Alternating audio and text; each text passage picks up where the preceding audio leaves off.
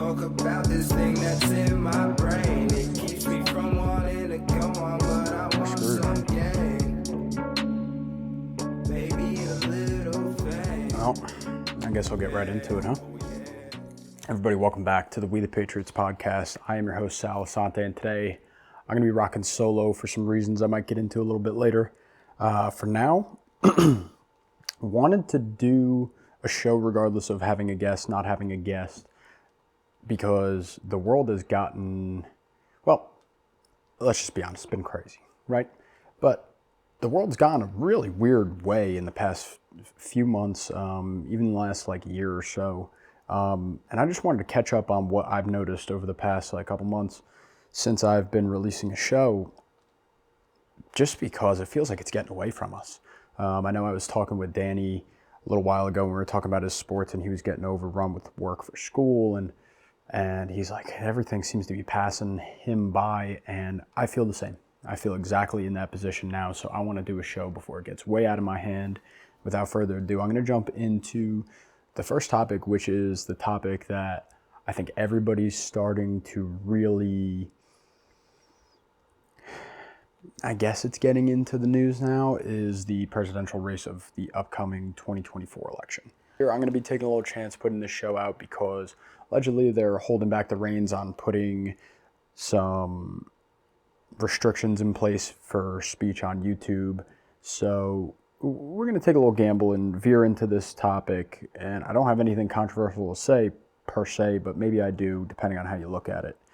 The first one off is the absolute decay of the two main front-running positions, and that is Biden and Trump, which is, it's pretty bizarre that they're running against each other again, just in the first place. I think it's, some people think it's funny, some people urge it on for reasons they think they might win the battle.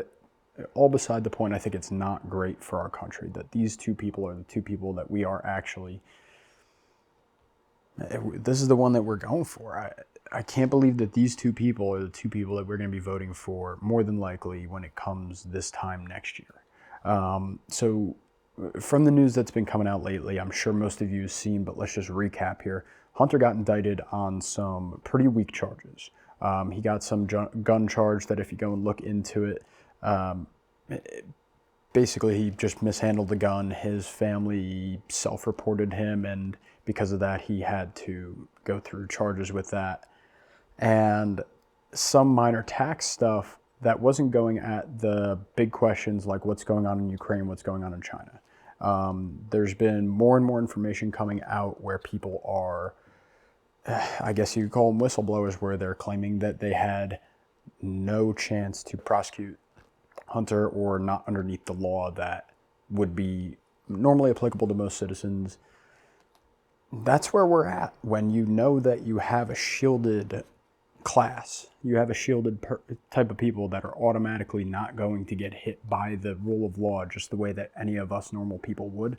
That's where you see the issue, I believe.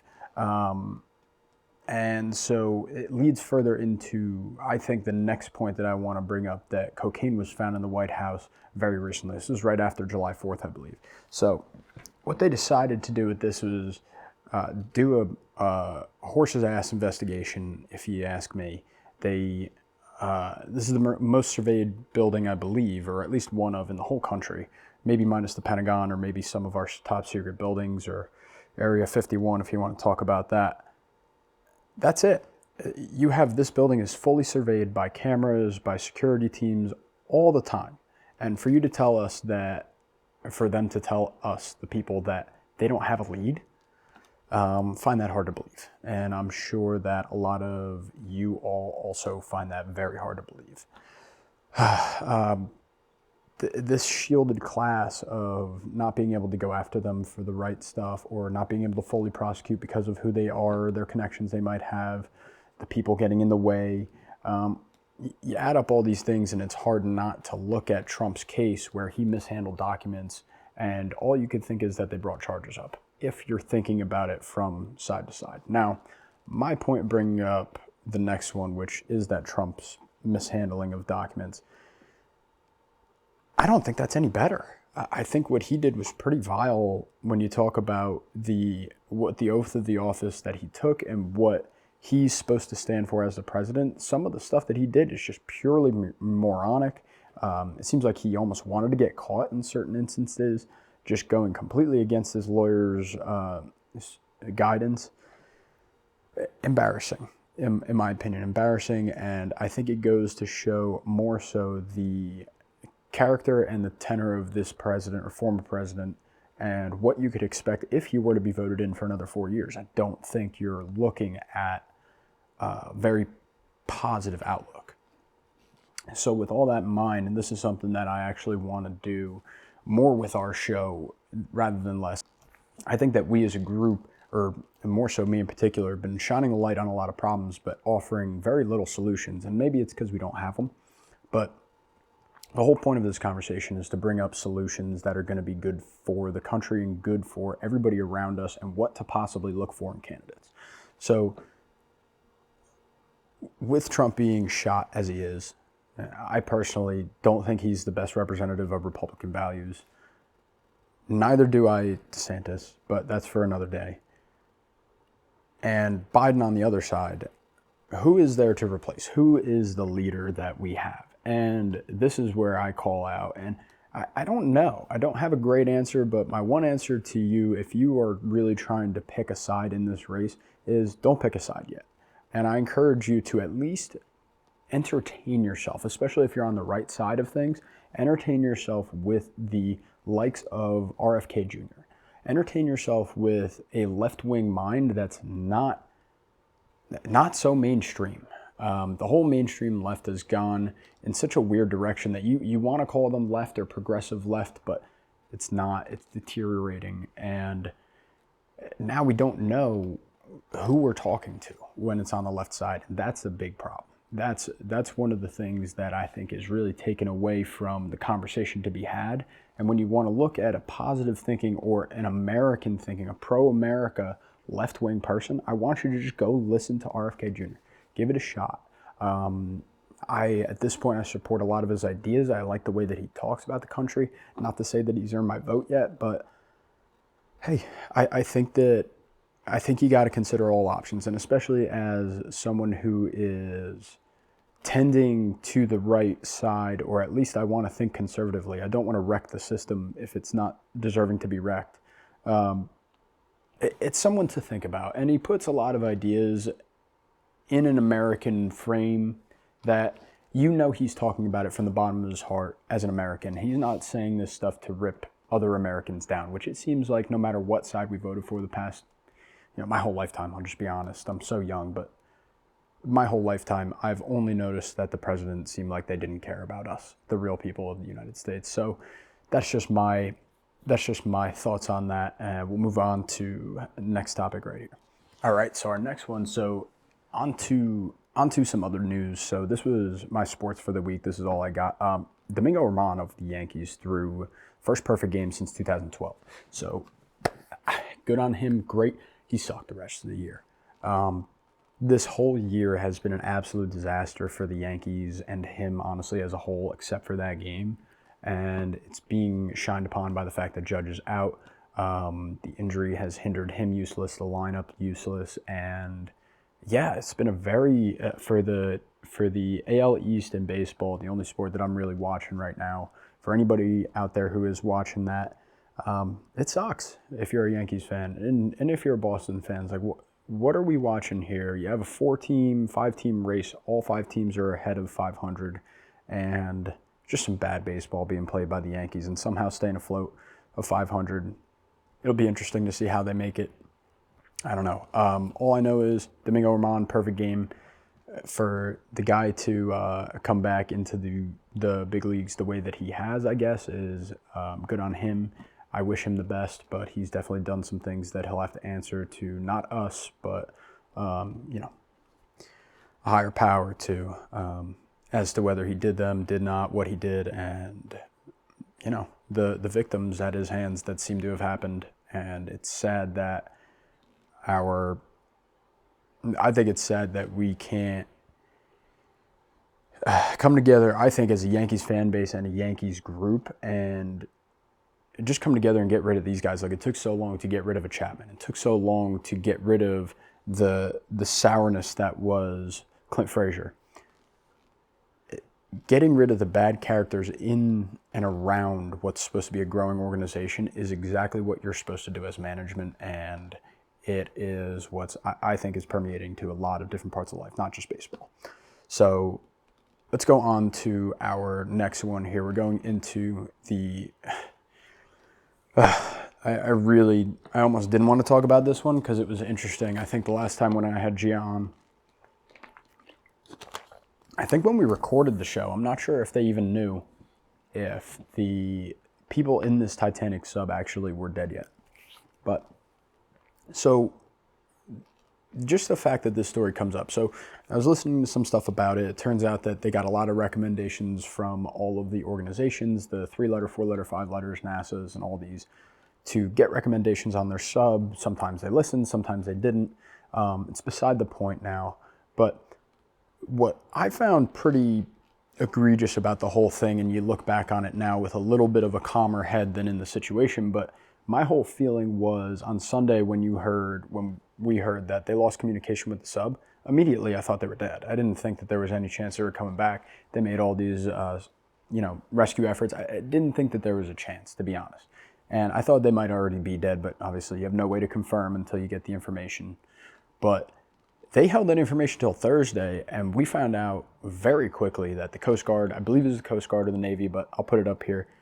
Coast Guard and the Navy knew well before Thursday, I think it was that they announced, Thursday or Friday, well before that time. They knew that they had more than likely died. They had heard something that sounded like an implosion of a submarine, and there is no reason for them to withhold that information. I mean, that's just going beyond what you would think of as a normal person, and how you would think they would approach such a strong topic that's become gripping in the public light. But I will say, this is where your conspiratorial minds will come in, and of course this is where it did come out saying, what are they covering up? And I'm almost of this opinion here, where you have a whole country that's been whipped up first by COVID, and then next by the Ukraine war. And, it seems like these tragedies or these emergency situations just don't stop. It's been, ever since I was a kid, it's been always in crisis. There's always a war here. There's always this ideological battleground that needs to happen, or else we're going to die, or people are going to die. And when you always keep everyone's tensions up here when normal is here, and you ride this for years and years and years, you end up with pure, widespread, just lunacy. And I think that's where we're at as a nation now. Why else would they withhold information like that when they know it's on the front page of every news outlet, or it's every cover story for 4 days in a row? Are these people going to survive? What are the efforts? What have we been hearing? Have we been hearing knocking? That was all farce. It was all not true, and turns out that they knew more than likely days in advance that these people were dead. And as tragic as it is, they made it worse, which is the worst part. So you send your hat out to them as an adventurous group. You wish that it went better, but you also wish that the media didn't make it what it was. That's what I really wish of that whole situation. It's really sad to look back on it. That's how we're going to think about it, rather than people that were trying to take a chance. And I hope people do make that chance again, maybe a little bit more intelligently. So next we'll go on to, this is going to be probably one of the most, if not the most controversial part of this whole show. But it's something I really wanted to bring up and see if it brings up some conversation with you guys in the audience, and just see what you guys feel about this. So if you paid attention to media, if you're old enough, or if you have any pulse on what's been going on over the past 3 years, I guess, ever since 2020 and COVID, the dramatic shift in economic decision-making in regards to COVID, especially in the medical industry, of course, because it's a medical problem. businesses, I'll bring up businesses that it shouldn't have affected, but businesses like Home Depot, businesses like Staples or like Walmart that built up their business on the sale of stuff like masks, disinfectant, on hand sanitizer, alcohol, stuff like this. And it's really, really affecting the economy now. So just now that it's been, I think, probably over a year since widespread COVID stuff has been out of the mainstream media. You know, you get your every now and then you'll get your articles and reports about how it's coming back up or this, that, but everybody's focused on Putin at this point, and it's fair to say. I think that he stole the show here. That's going to have to stop before we have another panic that's probably brought on by God only knows at this point. But what's interesting to look back on is companies like this. So in press, I believe that an article got released, and I will publish it out, or I'll put it up here, at least give a link to the fact that a company like Walgreens has had to do massive layoffs and store closings even just to quell the oversaturated market that they set up, or at least they believed was set up for all this COVID projections going out, that just got shattered. So no more shots, no more at-home testing kits, no more masks, no more of all the supplies that you had to do to sanitize your house and your body. They oversold their metrics so much that it ended up hitting with layoffs, ended up hitting with retractions of even some investments on property. You can imagine that it's really affecting a lot of places. And my thought was, and I want to hear what everyone has to think on this, of course. I can only imagine that it's affecting hospitals majorly, because that was such a money suck. How much money they were earning if they were doing certain treatments for COVID, or doing the proper treatment, or classifying these people as being a COVID patient, or maybe they died, or what have you. And the amount of money that's lost, you have to think, is a massive for these businesses that are basically, obviously in America, hospitals and doctors are all set up for profit.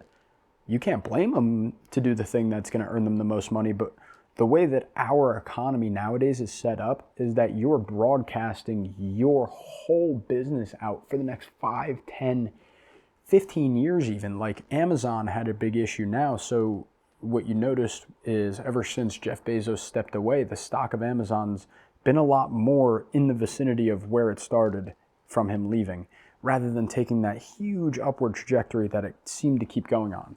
And a lot of what that's been is realizing that Amazon may have hit their limit of how much they can fulfill. Although they're fulfilling every aspect of the market, they've taken all of that business already.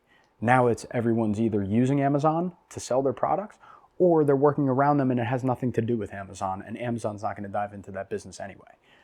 This is what's happening, I believe, to a lot of our big businesses like a Walgreens, but also probably to the next level down, which is who they're supplying. Something like a hospital, something like your everyday doctor that might even be hit because they had so much invested in COVID testing, in this metrics that were going back to the government that I'm sure they were getting kickbacks for.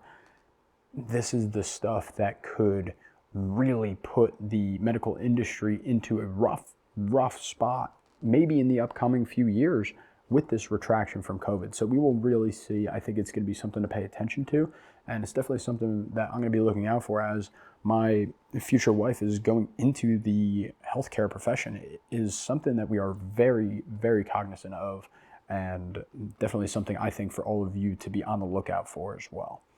So before I get into our last topic here of the day, I did want to do a quick shout out to, of course, Andrew, and a little bit of the work that we are doing behind the scenes here. So I know I've mentioned it in a couple previous episodes, but I'd love for you guys to go check out our shop. Go check this stuff out. We got We The Patriots here, and I want you to just go dive in, take a look at some of the stuff that we got. We got our store now live, and we got a little bit of just print stuff that you can get on shirts, stuff you can get on hoodies, but stuff that you could also let us know if you need a little bit of customization, or if you're looking for a different type of product. This is the type of stuff we're looking to fulfill. We want to put out some of the minds like Kevin, who's done a lot of our artwork, and want to connect them with you people and get really what it is the core beliefs of this show and what we believe to be the nation out back to the people. What it's really about is you see that name, you see that WTP, or you see that We The Patriots on the back, and somebody asks you on the street, what is it? Or what is that? It looks like a decent image, or it looks like I've seen that before. Where's it from? And you just say, hey man, it's just this podcast I listened to and decent stuff, bought a shirt. It's that little stuff that goes a long way to somebody even just looking up our show, wanting to figure out more. The grassroots stuff is what we're going to need a lot of, with the fact that we have mainstream platforms pressing us down before we can even gain traction. As I'm sure as you could see, numbers were going way up and then steadied real low. We had a lot of outreach before we got struck by YouTube the first time, and it's been an uphill battle since then. Your guys' support outside of everything YouTube or Apple is what drives the business and drives us to keep doing more, because we know it's affecting you. And we want to be corrected. We want people to come on that are not of our viewpoint or want to expose us to something that is completely out of our mindset. The only way to do that is get that word out. I have now a backlog of people looking to get on the show only recently from being just put on a few different platforms. And it's nice to have people that want to talk to us, but now we want to engage with you guys. What kind of content is really driving you to want to listen to us or want to listen to any podcaster? What kind of podcaster is going to pull you into us? That's what what our extra time is spent doing, and we want to involve you in the process.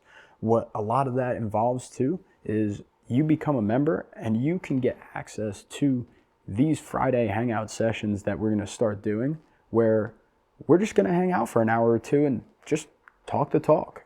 Anybody who has an idea or wants to shoot it, or maybe needs help with a certain situation in life, isn't sure what's going on in the moment, wants a little bit of exposure to a certain idea, anything that you guys might want, Andrew and I are just going to be there, and we'd love for you guys to join in, get in on the conversation, and get in on some of the output of our show, and also just the rest of our media that we look to be putting out in the future, going ahead and really making a difference here in the community. So I just appreciate you guys, and take a look at the stuff, see if it's something that you guys really enjoy or would want to take advantage of, and be my guest. Go hit us up, give us a little bit of your mind, 2 cents, what you're thinking. And even if you wanted to come on the show, it's a great message to receive. So without further ado, let's hit on to our last shot. Last little topic that I had here was simple yet more complex every single year, it seems. And all I wanted to say was, especially since I missed the episode, happy 4th of July to all of you. Doesn't matter if you're from America, does not matter if you are from even Great Britain, the place we left. Does not matter if you're from South America, if you're from Europe, if you're from Asia, if you're from the Middle East, if you're from Africa, if you're from Oceania, Australia, if you're from Antarctica living down. I'm following a guy from there now, Instagram. Everybody, happy 4th. And the reason that I say that, happy 4th to everybody, is that I do believe that the 4th of July, or the embodiment of the idea, because a lot of us know that I believe it's supposed to be July 2nd and it didn't get ratified until the 4th. Either way, 4th of July represents the idea of the freedom of the people. And that idea is a really hard one to grasp, I believe, in today's society. And I think it's one to be fought for. Freedom is not a right, it must be earned. We make it a right in our country to our citizens, but in the laws of nature, it's not a right to be free. It's actually, time and time again, it gets proven that slavery is the cycle to which people will first mechanize labor. They are first going to purchase and sell the labor itself, which is the human being doing the work, right?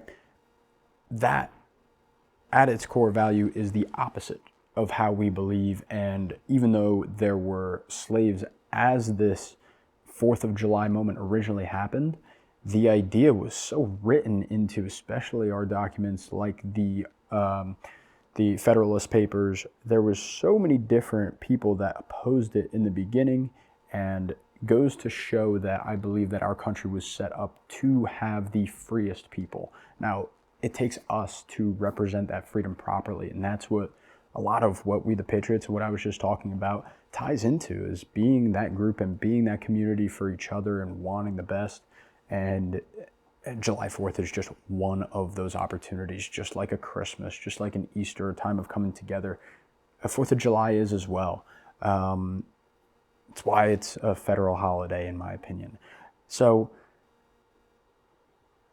I recommend for all of you here, now this is where I can't believe that this is controversial, but it is. There's a movie out now, and it goes by the name of Sound of Freedom.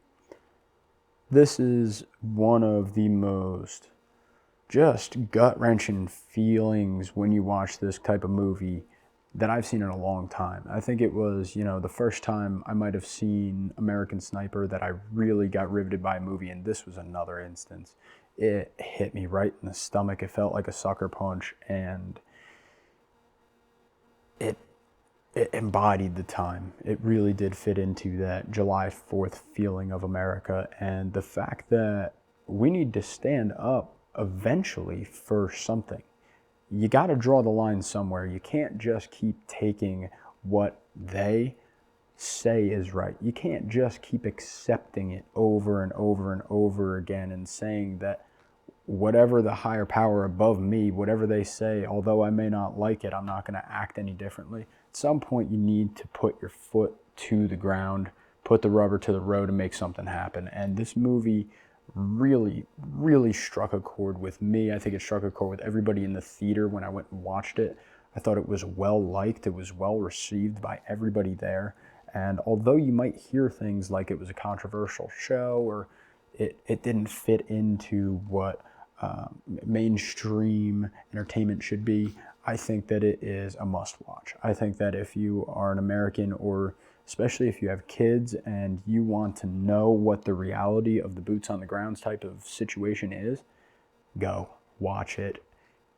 It's not the type of movie you're going to go and have feel-good type of feeling about necessarily. It's the type of movie that, just like I said, hits you right in the stomach. So be ready for it. Have a happy 4th. I really enjoyed this time with you guys, and I really hope to get on with you guys again soon. Till then, peace out. Say, damn, I wish I were the fucking state. I wanna be something, not nothing. Trapped inside my dream and I'm running away from these demons. But the feeling's so good, I'ma keep dreaming.